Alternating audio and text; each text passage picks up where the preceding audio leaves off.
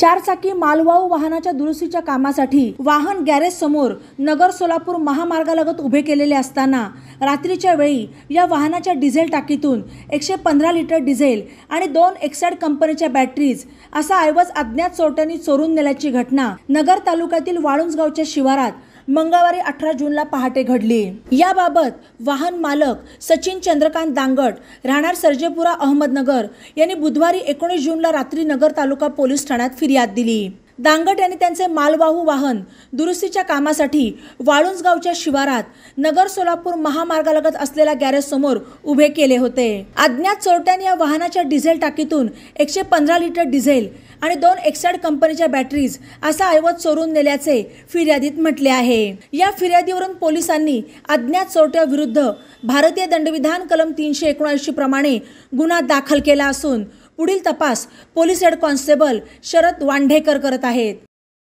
बातम्यांसाठी ई-नवा मराठा यूट्यूब चॅनलला सबस्क्राइब करा आणि बेल आयकॉनवर प्रेस करा।